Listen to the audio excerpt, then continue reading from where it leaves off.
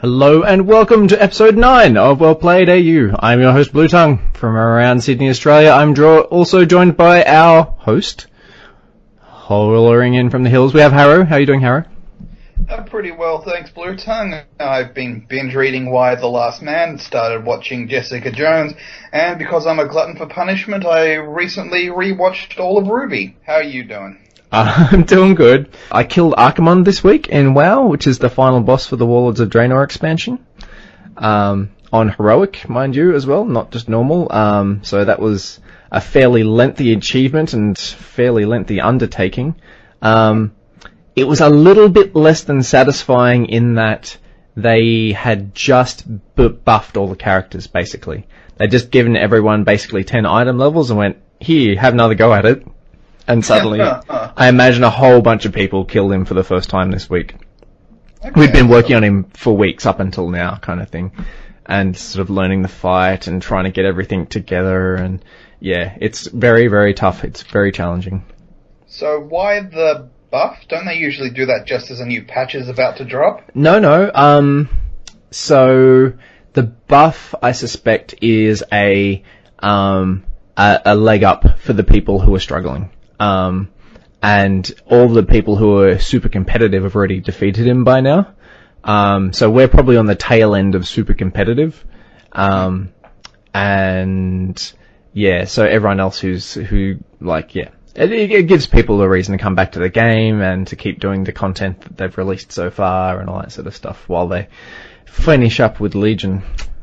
So, Well Played is a podcast about sharing comic books, graphic novels, movies, TV shows, computer games, and board games we enjoy with our listeners. So without further ado, let's get stuck in. So for this week, we've got 2 games. No, we don't have 2 games. We've got 1 game and a TV show. The game that we're going to be discussing is Star Wars The Old Republic, which was released in... Jeez, a few years now. 3 years? It's been a while. So I was in Europe when it got released, so that makes it back in 2010 or thereabouts. Base game, 1 year later was Rise of the Hutt Cartel, 1 year later was Revan, 1 year later is this new one. 4 years ago? 4 years ago? Okay, 2010, 2011. Yep, that sounds about right. I think there was like a whole bunch of beta stuff and that sort of thing happening in 2010, and then they sort of finally came. No, I think you're right, actually. I think it came out like late 2000, like holiday. It was like a couple of days. Yeah, just before Christmas. I did give it to my wife for Christmas. She was super keen and excited about it. And I was actually pretty keen and excited about it as well. Like it was sort of we went into some of the game stores when we were in Scotland and, had sat down and had a chat with the staff, and they were talking about how they were playing in the beta and how much fun it was, and we were like, we were playing WoW at the time, and we're like, wow, I really want to try something new, and so this sounded awesome. She's a super keen on Star Wars as well. So the question is, I played for about a year or 2 after it got released. And then it went free to play. So, I assume that there was obviously the massive spike in population, server population after it got released. And then it would have sort of settled down to some sort of fairly median, sort of population. Just, I imagine there'd be a couple of spikes every now and then where they released expansions and stuff. Yeah. But, so, where is the... let me put it this way. How long have you been playing it for? I've been playing it since open beta, so not right at the beginning, but near the beginning. Yep. And my main question is, what keeps bringing you back to the game? What makes you want to keep playing it? I just love my bounty hunter. It's always... I like the mechanics of the classes. I like the storylines between the classes. They're pretty good. And the expansions are a bit hit and miss, I'll admit that. Okay. So there are some that are better than others? Some are much better than others. Yep. My problem with the Rise of the Hutt Cartel was a really good expansion. The last 2 haven't really impressed me.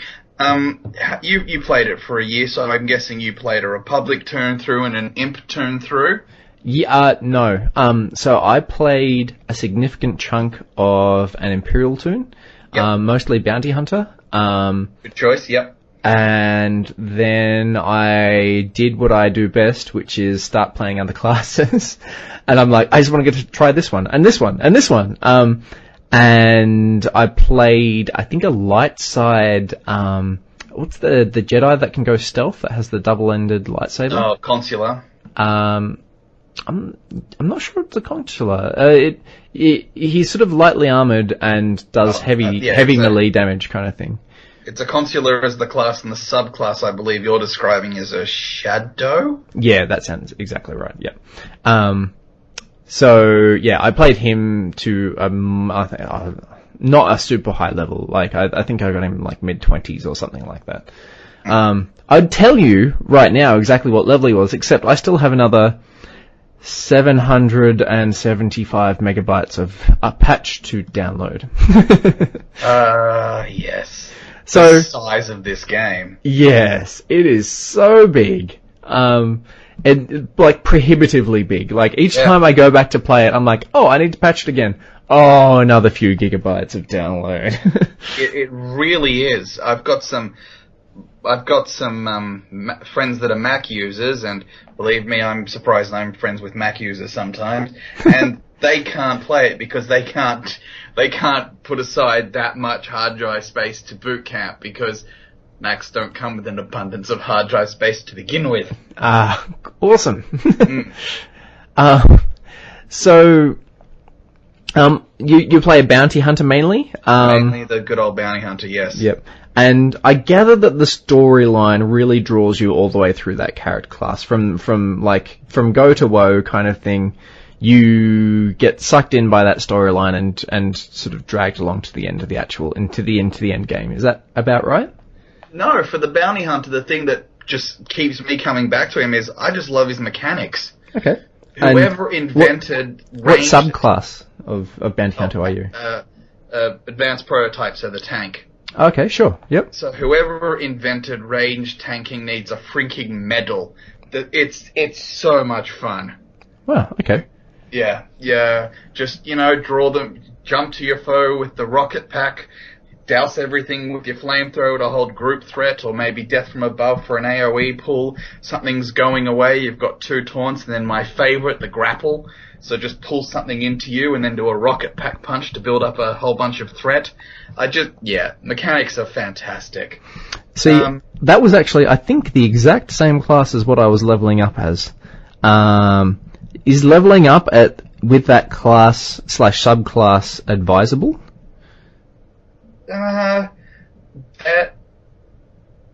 Yes. Okay. Yes, it's good to, it's actually it was a very natural pairing, because back in the day, you can do it now, you can change what roles your companions have, but when I was leveling, you were stuck. So you get the very first companion you got as the bounty hunter was your heal bitch. So, you're the tank, she's the healer, nothing can stop you. It's just, some things take a while to put down, but yeah, you're unbeatable. Yeah. Okay, yeah. If someone was going into WoW, for instance, that I have a lot of experience with, and they said, oh, I really want to roll a priest, it'd be like, okay, you should do that, because that's the class you want to play. Always play the class that you want to play, because that's what you're going to have the most fun doing. But if you're going to play a priest, your only option is going Shadow. I would really, really, really strongly recommend that you do not play a healing class while you're leveling up. Oh, no. And the same goes for the tanking classes, although it's less severe for the tanking classes. So you could probably get away with doing like a prot tank or something like that, as like a prot warrior or a prot paladin. But the companions in the game fix this quite well. Healing's not my thing. I've never rolled a healer up, but I have taken 2 tanks to level cap. Okay, cool. That's good to know. I'll definitely keep plugging away at it. I don't know if I'll keep playing that bounty hunter, but the Shadow was tons of fun. But the story didn't feel quite as strong as the bounty hunters one did. Oh yeah, Jedi story is very lacking. The only thing I can say for the Jedi story is because like this last patch particularly. It sort of plays into the Jedi story.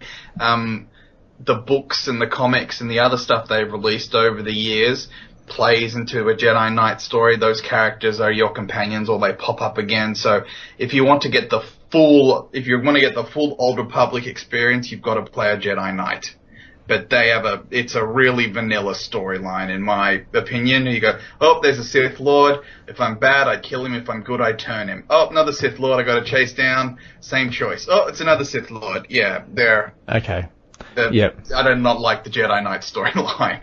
Yeah, I was playing one character with my wife, I think, and I got up to a point in the story. I think my master got poisoned or something, and I was out there looking for a cure.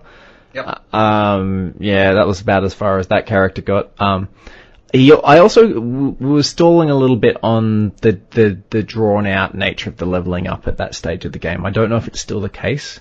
No, they fixed that, thankfully. Yeah, okay. I'm really looking forward to this whole modify the mobs and what you're fighting to always be roughly the same difficulty, and letting you just play through the story at your own pace and leveling that way. It sort of bugs me because I like to, they give you player housing, and now ever since I got my own player house, I've been an achievement whore. Mm-hmm. So, yeah, it was great when I would just go back to get the achievement because I could ruffle stomp everything, and now I can't. No. Gotta work for my achievements. How annoying is that? Well, I can't say I'm particularly sorry. I'm looking forward to actually playing this through properly. Alright, so what is unique about this MMO? I assume you played WoW at least a little bit? I played WoW during my uni years. Yep. And I passed graduated uni, believe it or not. Yeah, so did I. Not particularly well, but there you have it. So what's unique about this game as opposed to other more well-known MMOs like WoW? The only other MMOs I've played have been WoW and Guild Wars. Yep. And SWTOR is definitely more polished than WoW, but WoW's probably got better endgame. Yep. I do like the story aspects of it. The story in WoW is, well, when I was playing, was just a joke. Yeah, sure. There's no story. It's like, oh, I've leveled up. I can go to another area. Yeah. That did get fixed a little bit, at least, in Cataclysm. Cataclysm. I played Cataclysm. I found it to be more of the same, actually. Well, that was the last expansion I played before I stopped playing. Yeah, okay. The story and sort of the quality of the leveling up areas was vastly improved in Cataclysm. Okay. But that said, it feels very same-ish, and you still have to sit down and read all of it and all that sort of stuff. Who's got time for that? Well, comparatively speaking, I'm not sure it takes that much more time versus what Star Wars does, which is listen to the convo. Exactly. So it's unique in that sense, and it's half the reason the game is so huge, I imagine. Oh, all the voiceover. Yeah, it doesn't help. No, although it does. What did irritate me was listening to some of the alien conversations when they just say the same thing over and over and over again, and it says something different on the screen. That was that is stupid. Yeah, that was a little bit silly. There's no defending that. That is stupid. What about so the game went free to play? Do you spend any real money on this game? Yes, I don't play it all year round. I only maybe play it. Generally, I play between September and February. I don't know why. That's just what happens. How my calendar works out. So when I do play for those months, in the year, I just do the subscription. I pay the $40 for 2 months. Okay. I think that's right. 40 for 2 months. Yeah. And what does the subscription give you over the free-to-play version? The third crafting skill, all the unlocked quick use bars. The one that I think is a real dick move. I hoped they'd got rid of it, but I think it's still there. There is an item level cap. So I'm always pretty well geared, but apparently if you're free to play, you've got to unlock, by using real money, the right to use gear above a certain level. Oh. That's a dick move. They need to get rid of that.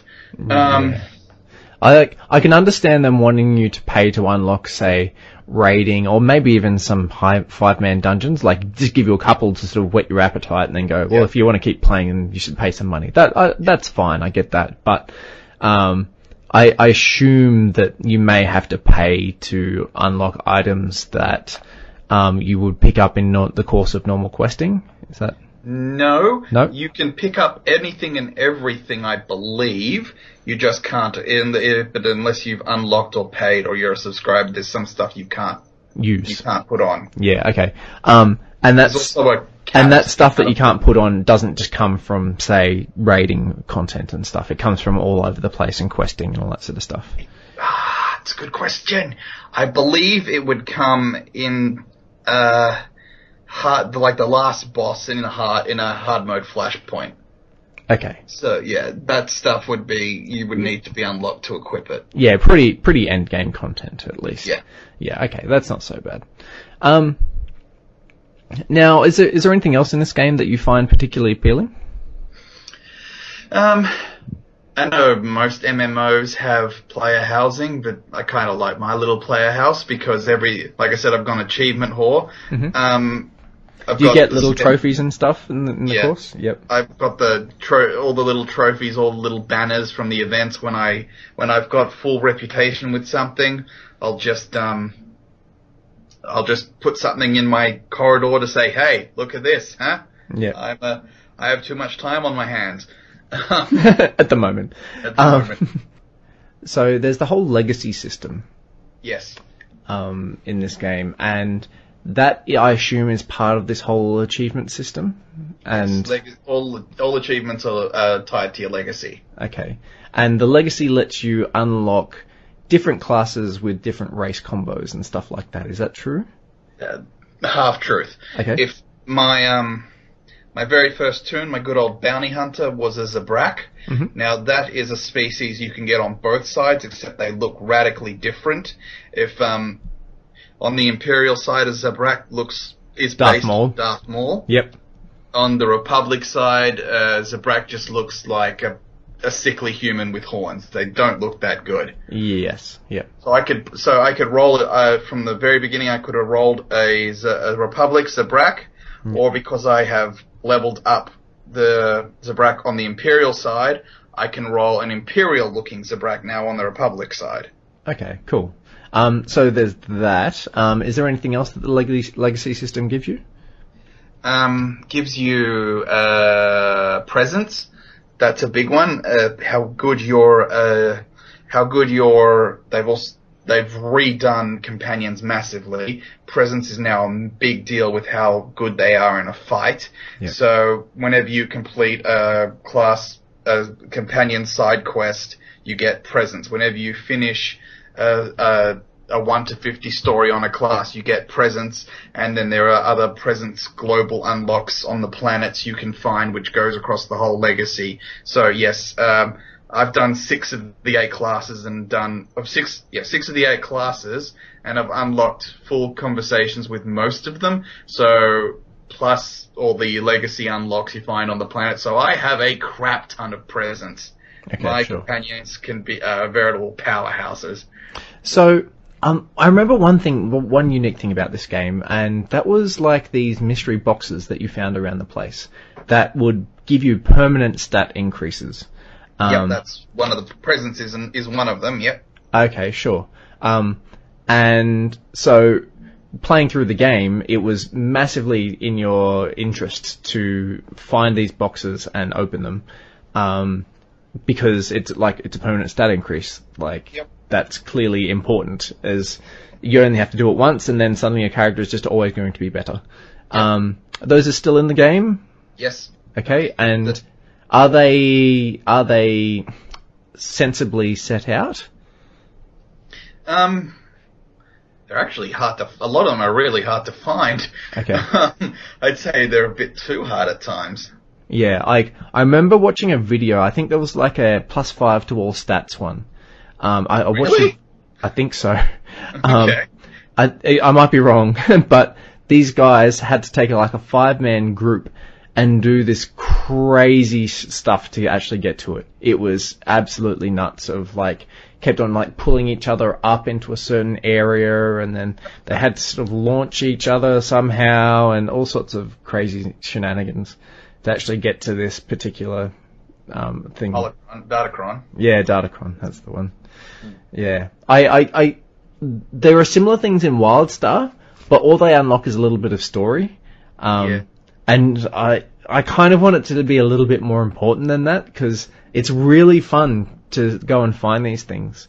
But yeah, I think it's a cool feature. I like it.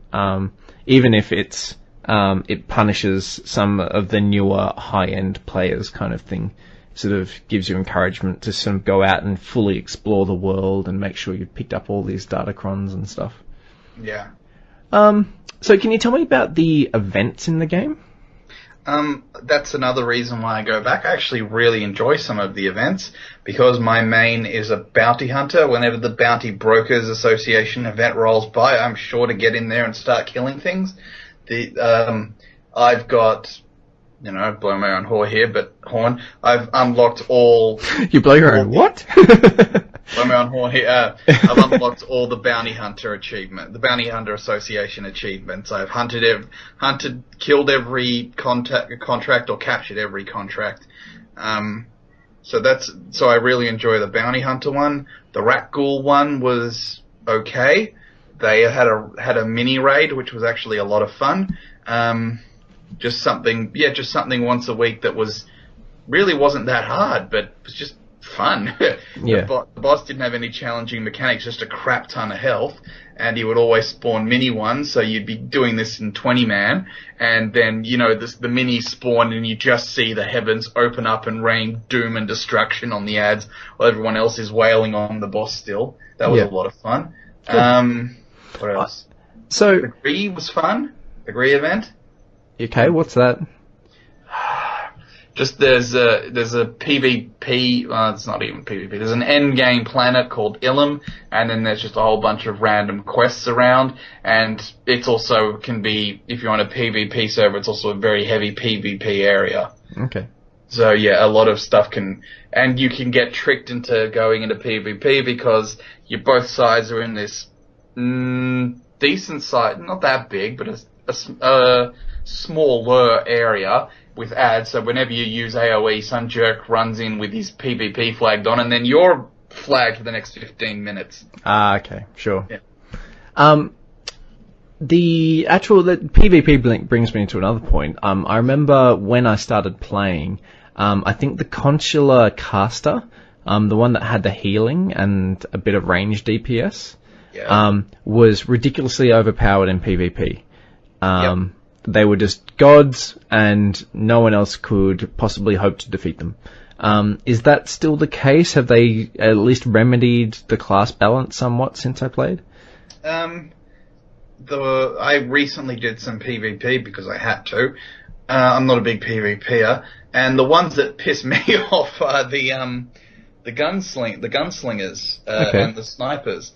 So they'd use cover and then entrench. So then you can't pull them, you can't push them. Then they can knock you back. They can knock you down. They can blind you. Yeah, I'd say they're the OP for PvP. Okay, sure.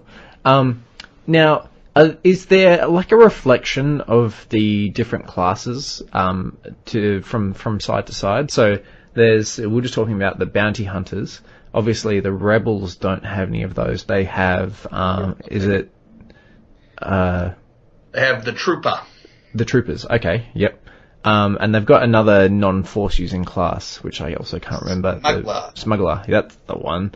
And so are those classes, those subclasses within each of those particular classes, they just reflected, so the trooper equates to something on the bounty hunter, etc.?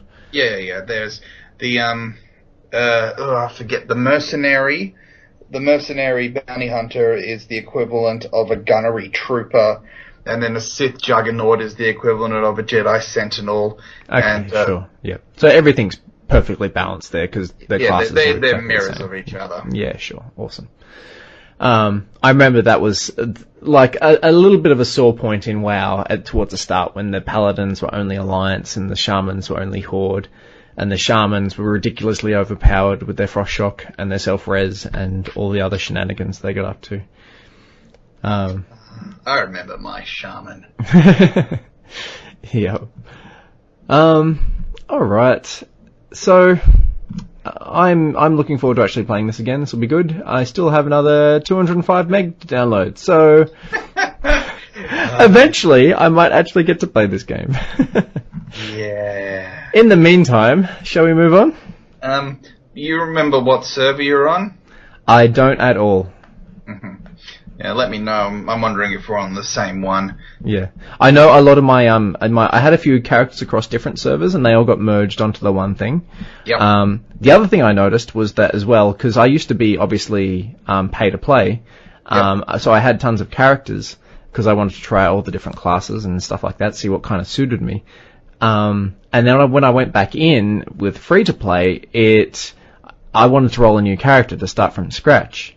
Yep. And then you've already filled up all your character slots. Exactly. So I'm like, I filled up all my character slots. I guess I'll just delete one, and I guess this guy's not that important. Delete. Oh. Still full. Exactly. So don't make that mistake if you've played before. Make sure that you go back and either just create a whole new account or just keep all your characters and play up to a point where you want to get back into those specific ones. Yeah. Alright. And now for something completely different from a sci-fi computer game, we'll talk about a nice sci-fi TV show. Yes, for a while, Stargate was my favorite TV show. I mean, yeah, it really was one of my favorite franchises. Stargate SG-1 started in 1997. Stargate Universe finished in 2011, so a good 14 years of TV series, plus the movie before all that. What about you, Bluetongue? You a fan of Stargate? I'm a big fan of Stargate. I love Stargate. My wife and I, so this is a little bit of nerd credentials. My wife and I, the very first movie we went and saw together, more or less at random, because ironically we hadn't seen Firefly at that time, was actually Serenity. So that was our first date movie.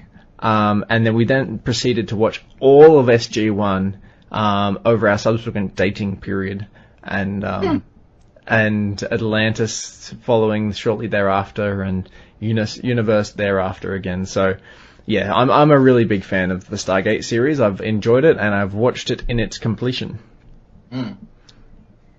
Okay. So what is some of your what is some highlights? What kept you going back week after week? So one thing that really sticks in my mind is Richard Dean Anderson's wry humor. Yep. I thoroughly enjoyed all his witty comments and his snide remarks, and whenever bad stuff would happen to him, he'd always just take one verbal jab at the opponent before he shoved an alien down his neck or something like that. I thought that was tons and tons of fun. The actual characters and actors get really well developed to the point where you really care strongly for them. So I think that's probably one of the main features that kept on bringing me back. That said, what about you? What did you find most appealing about this series? I was actually, the characters and the chemistry between the characters was a big deal. Talk about O'Neill's wry humor. I liked John Shepard's wry humor and Rodney McKay's nerd, embarrassing humor. Oh, Rodney McKay, he's an absolute legend in this series. It's awesome. Sometimes though they pushed the nerd embarrassing, I think, too far. Yeah, to a certain degree. But I still even enjoyed it. He still takes it with a good humor, I think. Yeah. What else? Something I actually rather like are the villains of Stargate. Okay. I think I always liked the idea of replicators. I liked the idea of Wraith. Yep. I think Gould were okay, and Ori I think were kind of dumb. They're just sort of like, yeah, we need a new villain, let's just do Gould on steroids. Yep. It's not even Gould on steroids because the soldiers are just humans. Yeah. Yeah, I wasn't a fan of the Ori, but... No, yeah, I think that was probably my least favourite of all the Stargate I've seen, is the very last couple of seasons of SG-1. I found to be really disappointing. In terms of, it almost harkens back to that problem we were talking about with David Eddings, with Raymond D. Feist, sorry, with the scale having to be increased. So suddenly one Goa'uld not enough. We've got like a whole team of, suddenly we've killed the best of the Goa'uld. Okay, we're run out of Goa'uld to actually fight. Did they wipe them out altogether? No, they wiped out the Ori in the end. Spoilers. When did SG-1 finish? 2000. Okay, you've had 8 years to watch it. Too bad. No apologies. Yeah. So I found that to be a bit. There's. Because that was the problem. The Ori was so powerful that it really is just Deus Ex Machina. Like, here's Merlin. Here's the device that will kill all the ascended beings. So the entire 2 years was just finding their solution that it present. They already knew how they were going to do it, and then they just had to work the series around finding the device. See, I think what they really lost in that part of it was the exploration appeal. Yeah. So SG-1, what I really enjoyed in parts of it were stuff like finding the race of creatures who made themselves invisible. Like, they're super advanced. Nox. The Nox, that's him. I loved that episode. I thought that was just brilliant. It just had all this really strong feel of, yes, there was a big drama. Yes, they're trying to defend these people, and it turns out in the end they needed no defending, and they were massively advanced, and yeah, it was just awesome. I loved it. And so there's like that sense of every new episode they go into a new world, and what's going to happen this episode? Oh, we meet another race of things, or one of us gets accidentally taken over by a Goa'uld, or something like that. Whereas the Ori episodes were just, oh man, like, a whole bunch of more bad stuff happened. Oh, we got gradually closer to finding this whole device with the Merlin. Maybe they'll all die soon, hopefully. Yeah. What about you? What about you? Did you feel like really strongly about different parts of the series like that, or? Unfortunately, they ran into Stargate. SG-1 was good at poking fun at themselves near the end because money was just getting too tight. So they always talked about, the IOA, and they only had so much money they could do. And they've got the Ori, which are literally invading the galaxy, so not squabbling system lords they can pick off at one at a time as necessary. And you could have done you could have done the war on a grand scale, and I would have been cool with that. No way in hell I could have afforded to do something like that. Yeah.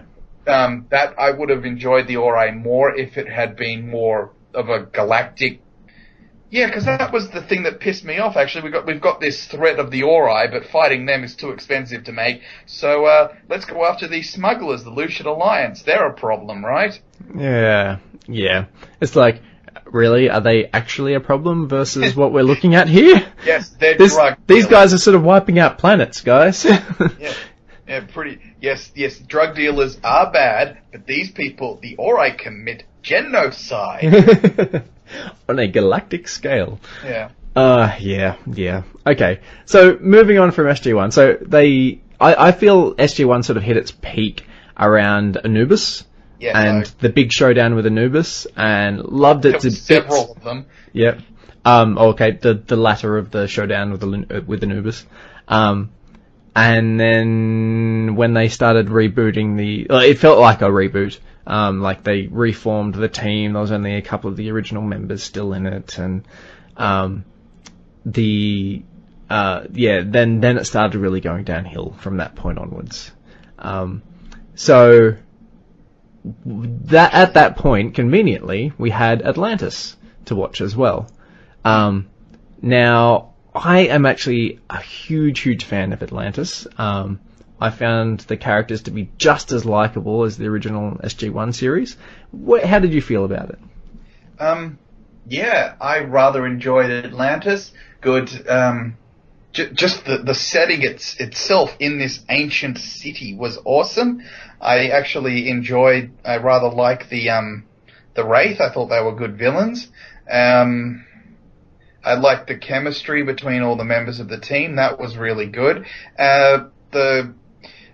In the show notes, we were talking about, I listed a problem with Sam Carter being too good. I think I've mentioned this before, that the producers of the show were scared that audiences would reject her because she was too good. Mm-hmm. Great fighter, great scientist, beautiful woman. Yeah, people say, yeah, people like that don't exist. But no, everyone embraced her. Female fans embraced the character. Yeah. And then we were introduced to Taylor O'Margan, who was... What would you call her role? When she started. Sort of like, diplomat, emissary, that kind of seemed to be her thing. So had the local knowledge as well. Yeah. She was, I think, she was a good, what's the word? Protege of sorts to Sam, I think. Okay. Because then later on, as the series progressed, they gave her more and more stuff to do, and the character grew and became more badass. So I did like the Taylor character. Yeah. My personal favourite for Atlantis really had to be Rodney McKay's character. Oh, it's McKay, absolutely. Yeah, he just knocked it out of the park with that series, and I think he sort of well established himself in the realm of sci-fi. I was actually very happy to see him reappear in Dark Matter, which is, as I've mentioned before on this podcast, a worthy successor to Firefly and Stargate. It's a very, very solid series, thoroughly enjoyable from a sci-fi perspective. So, give me the plot, give me the blurb. Yep. Basically, we're in space. There's a spaceship full of people. There's a spaceship with half a dozen people on it. They wake up. They have no memory of what has happened before this point. They have all their natural skills, as in all their instinctual skills, or their muscle memory and stuff like that. Yeah. But they haven't met each other before. They don't know who anyone is. They don't know what's going on around them. And they're now trying to find their way in the universe, basically. And find out how they ended up in that position. Okay. Yep. So the characters in that, again, we have a really strong female lead role there. And we've got a few specialists, which is kind of cool. Each individual member of the series has a really sort of strong specialization that makes them valuable to the team. Mm-hmm. And there's a lot of history in each of the characters, and there's a lot of things that get gradually revealed about them. And it makes sense plot-wise because they are gradually uncovering these memories. Yeah. Okay. So that's Dark Matter. Also great. I'm hoping to do another review of that in the near future. Again, Rodney McKay's in that. I can't remember the actor's name. Dave Hewlett. Yep. And Will Wheaton's also in it. So there's some serious credentials right there. The rest of the characters I haven't seen in anything. And these are the main characters. So yeah, it's original, and then at the same time it sort of harkens back to all the good old days of Star Trek and Stargate and stuff. So that's great. Okay. I might give it a whirl at some point. Yeah, I am very confident that you'll really enjoy it. So, after Atlantis, we had the Stargate Universe, the short-lived Stargate Universe series. How did you feel about that one? Did not like it. Okay. What didn't you like about it?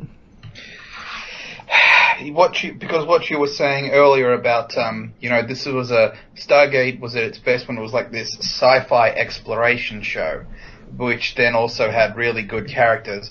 Stargate Universe was a human drama with a little sci-fi thrown in.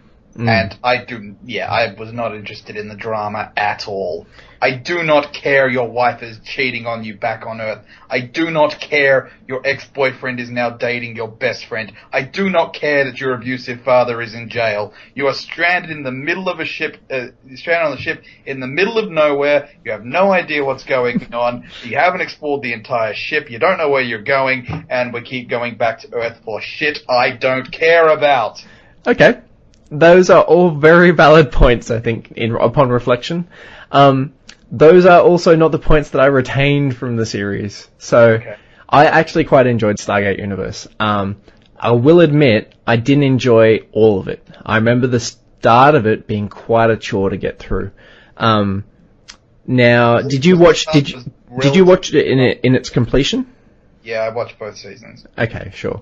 I found myself by the end of the second season, suddenly I felt more strongly about the characters. I felt they had a lot more to offer the actual series, and that there was like a future ahead of them, and they were gradually uncovering parts of the universe that had never really been seen before. Then we're back into that whole exploration thing that I think I really enjoy, and is almost the crux of many good sci-fi series. They have useless people in that show. What was the name of the girl that was sleeping with the military pilot, the commander? Oh, Chloe. Okay, yep. Yeah, useless. It's been a long time since I watched it. I found, there were some characters in that you were just like, really? I don't really see her purpose. I guess she's a leader of sorts. The actress, I think Migna's her name, and I forget what, but the character is just a bureaucrat. Yeah, that's the one I was thinking of. Yeah, I would have airlocked you. Just not giving you camera time at all. Well, the one character that really appealed to me was the young computer nerd guy Levi, yeah, that's him. Eli, sorry. Yeah. He was enjoyable to watch. I liked seeing him sort of expand his potential and stuff like that. Well, I think that's what they were aiming for. That's supposed to be the relatable character that all us nerds identify with and sort of want to be in his shoes or see ourselves in his shoes. Yeah, sure. Awkward guy, awkward nerd, trying to find his way in the world, trying to get the girl. Yeah. Yeah. I think that's what they were going for. Yeah. Unfortunately, for those of you who haven't watched it yet, Stargate Universe got canned after the second season. Probably because of the drama and lack of ratings. No one would have cared if it was making money. And they were originally promising to do a big movie finale for it to sort of tie up the loose ends that they'd presented. Did they? I know they promised. They did promise that, and then they didn't follow through, and then they killed that too. So. Kind of don't get your hopes up with Stargate Universe. If you're going to watch it, I still think it's worth watching. But at the same time, if you get, 2 seasons is enough to get attached to the characters and invested in the story, only for it to be all taken away from you. So, just bear that in mind if you're going to actually watch the Stargate Universe series.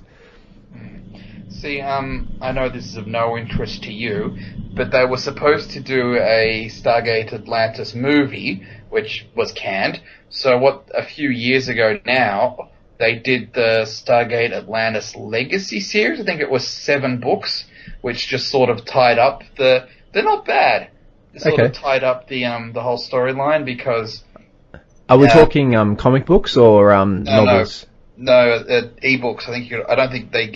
I don't think all of them ever came out in the printed format. Okay, sure. So I got them all on my Kindle. Yeah. I'm trying to remember all the final plot points now, but it was about how they ended up solving the Wraith problem because you had to either change them, Wraith had to change, humans had to change, or they had to kill all Wraith. Yeah. And the book sort of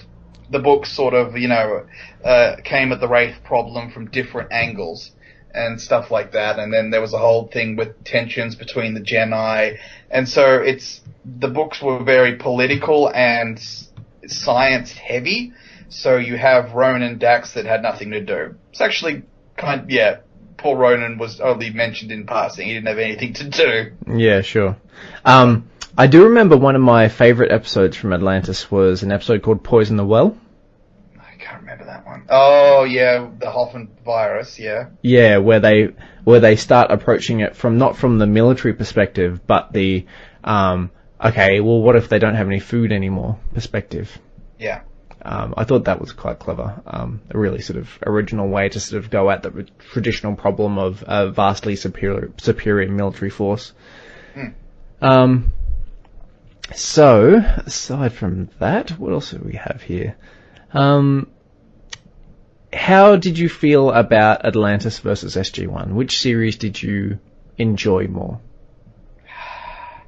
You hate these questions. We were talking about how Atlantis SG-1 sort of peaked around Anubis and then went downwards. I think Atlantis peaked with the replicators and then was starting to go down. Then they started doing all the weird shit with alternate timelines, different dimensions, clones. Yeah. Okay. I can remember thinking at the time they needed a new enemy. Can't be the Wraith every week. You cannot convince me that the Genii are actually a threat. They needed something else. And I was so happy that there was, Dark Asgard, for lack of a better term. Asgard that, was more along with the ends justify the means.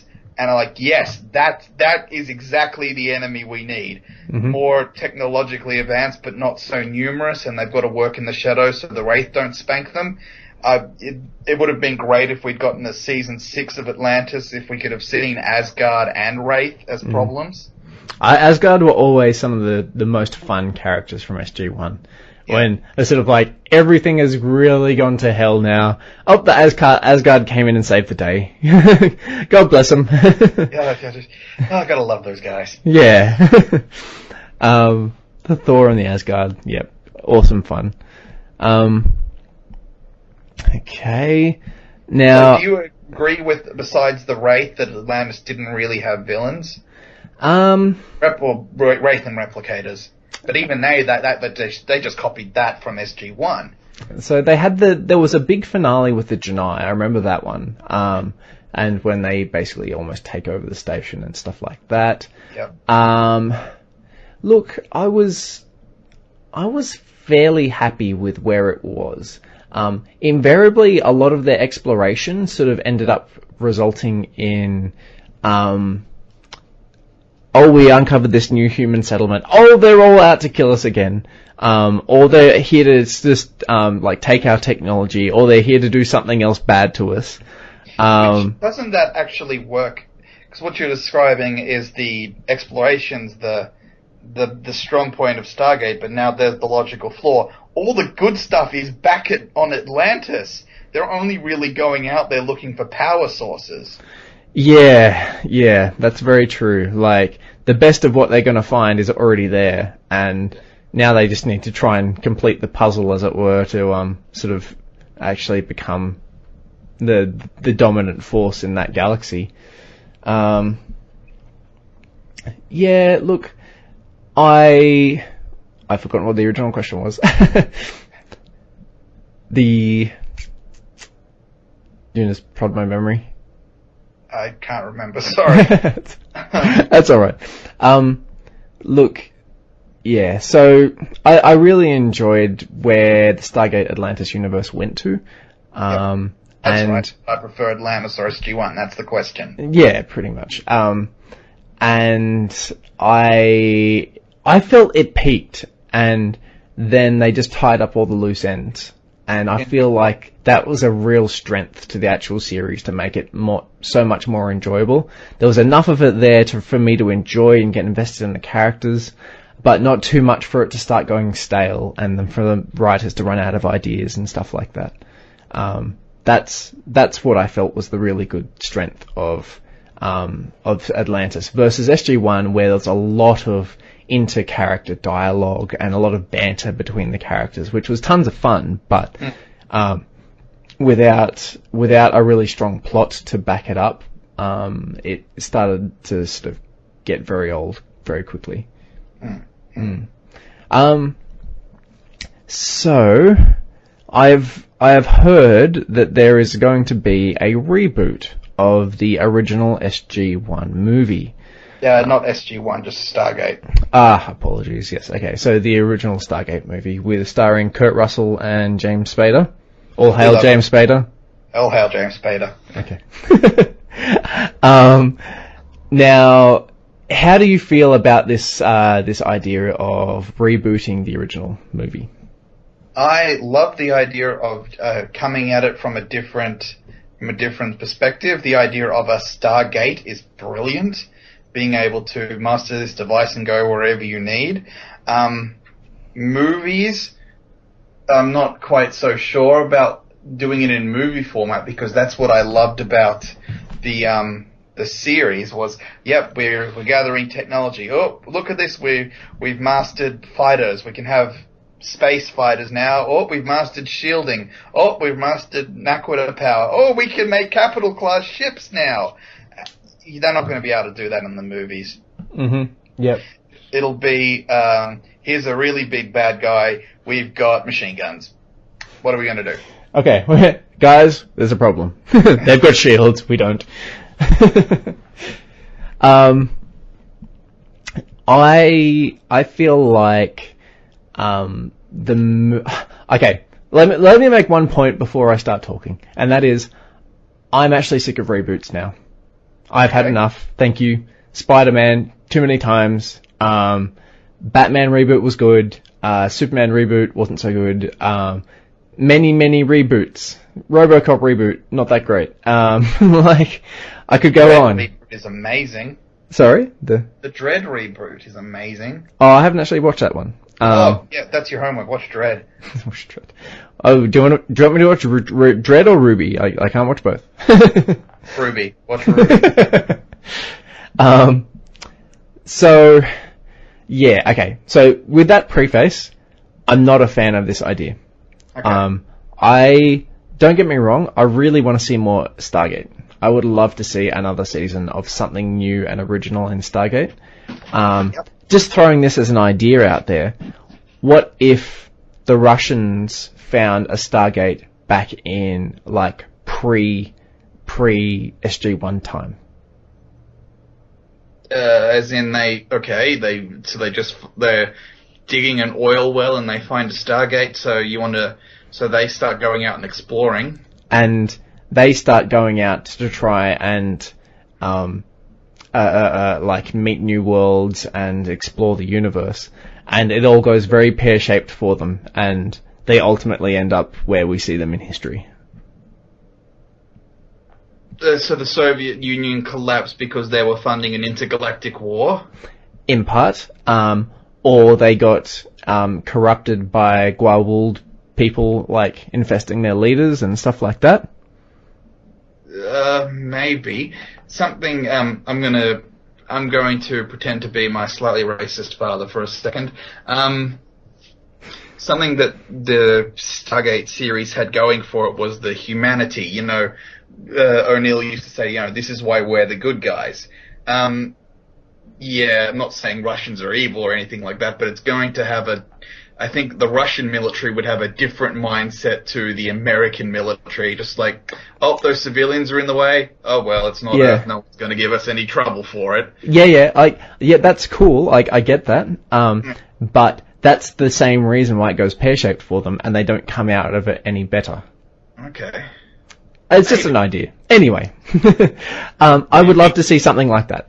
It's almost that what I've just sort of explained is almost like an Agent Carter style. Like, it's a little bit older. They're using sort of outdated weapons. They're now behind the 8-ball again. They haven't got all this ridiculous technology.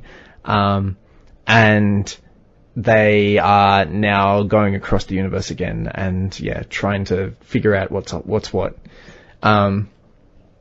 So, yeah, you get that whole exploration sort of feel to it as well.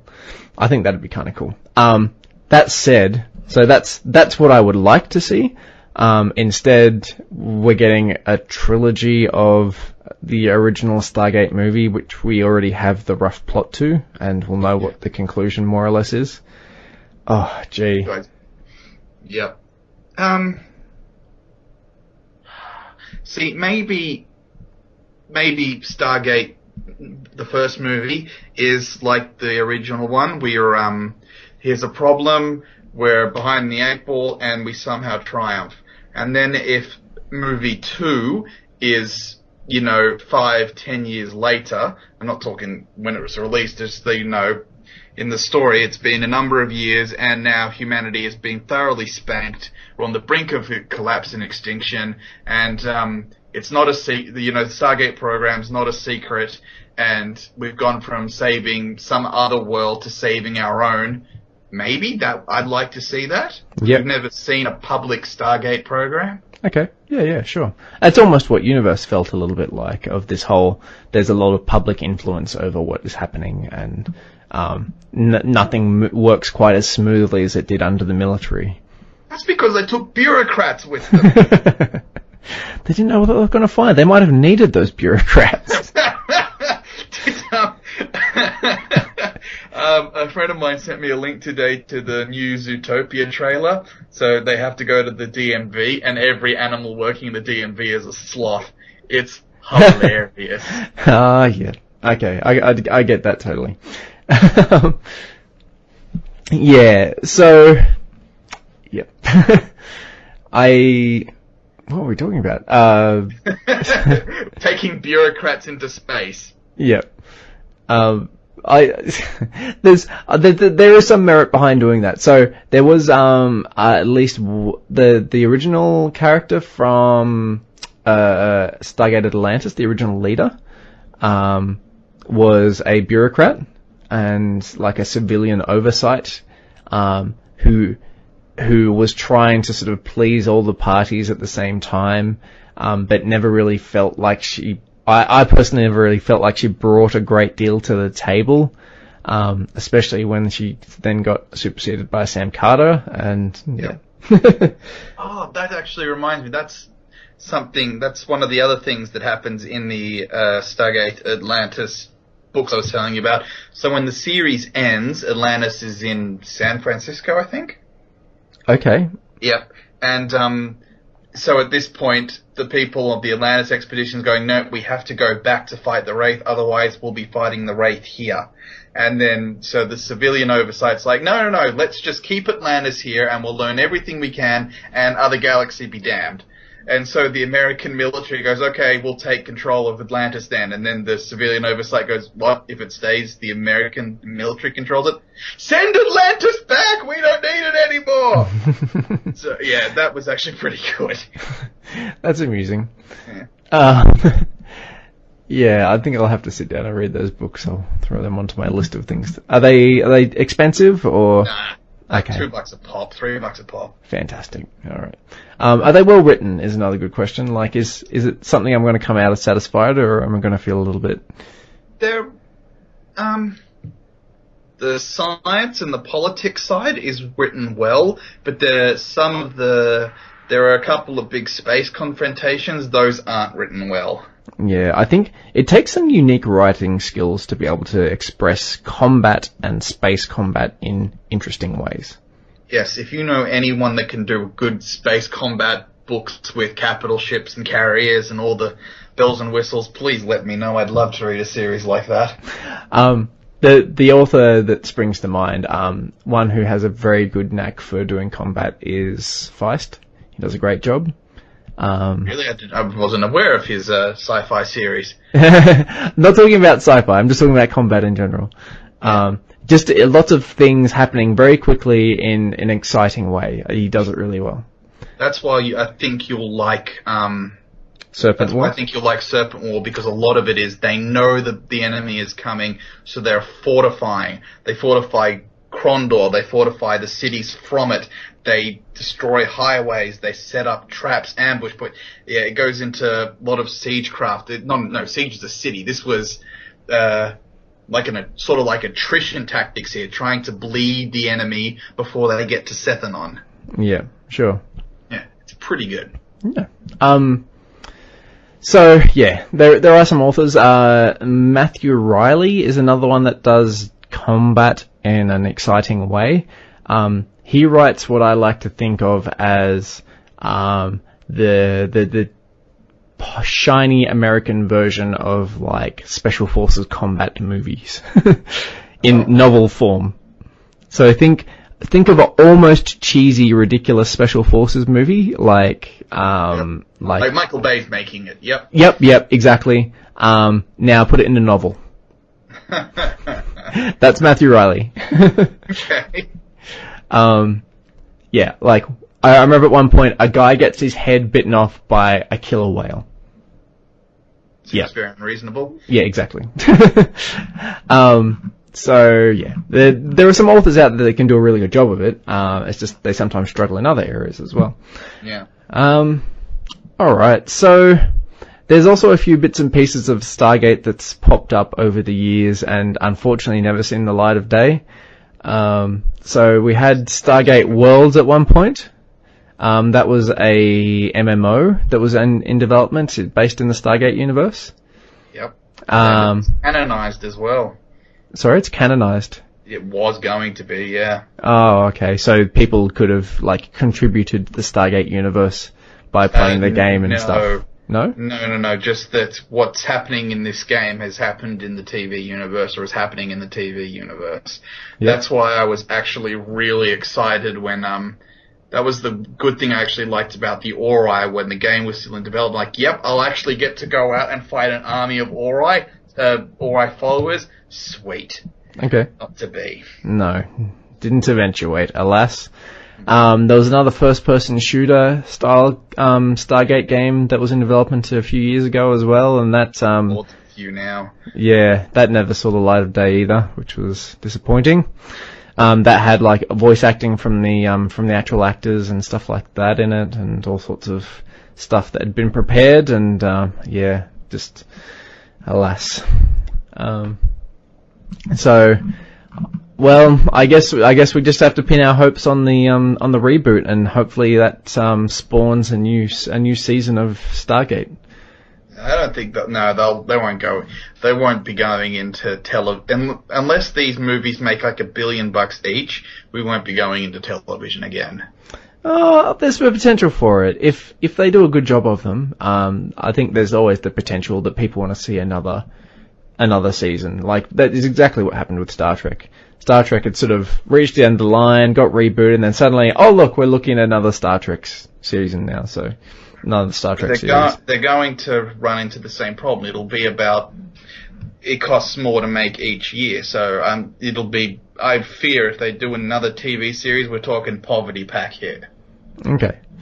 Yeah, well, yeah. It could all, I think Marvel has kind of cornered the market at the moment on good TV series that sort of appeal to the sci-fi crowd, so we might be it'd be good to see at least some competition.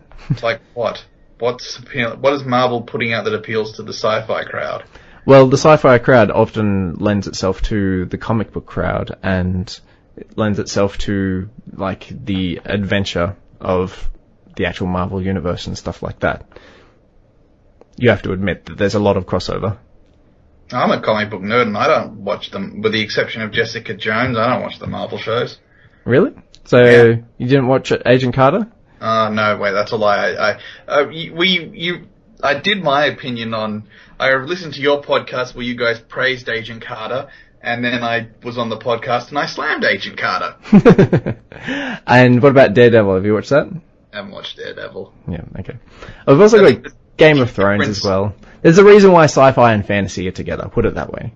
Yeah. I think, though, the reason I'm watching Stargate, the reason I'm watching Jessica Jones is because on the lead up to this show, a lot of the nerdy sites were saying, this is the Alias comic book series, and you learn about what the Alias series is like. Yep, that I would read. That is something. Yeah, that's what got me into the series. I would not read a comic about Agents of S.H.I.E.L.D. I would maybe read a comic about Daredevil. They got anything else? I wouldn't read a comic about Agent Carter. I think it's just the three of them at the moment. I assume that there's maybe another one in the works, maybe, but gee, three with their branding at the same time with the same universe. That's a whole lot of stuff happening. Yeah. Yeah. All right. So yeah, okay. So we seem to have pretty much finished with Stargate. I personally strongly recommend this series, the SG-1 and Atlantis series, very, very particularly. And the movies for SG-1 were, I thought, okay. They at least got. Sorry? I liked Arc of Truth. Not many people did. Okay. Yeah. I'm trying to remember specifically. That was the one with the time travel and everything else in it, wasn't it? No, that was Continuum. Continuum was time travel. Okay. Yeah, there was a few movies, and they were okay. In my opinion, I didn't really feel overly like mind blown by them. They're just a little bit more tidbits of story and stuff like that, a nod to the crowd who still like SG-1 and that sort of stuff. That's what it felt like to me. How did you feel about them? So there was only 2 direct-to-movie DVDs, if memory serves. Yeah, Arc of Truth and Continuum. Yeah. Wasn't big on Continuum, but I did enjoy Arc of Truth. Okay, sure. Yeah, so there's all those. I think the original SG-1 series is great. I might just be thinking of that with like rose-colored glasses though, before I'd truly appreciated other versions of sci-fi and other sort of worlds and stuff like that. I watched it not a couple, 3 years ago, and it was still holding up for me. Okay.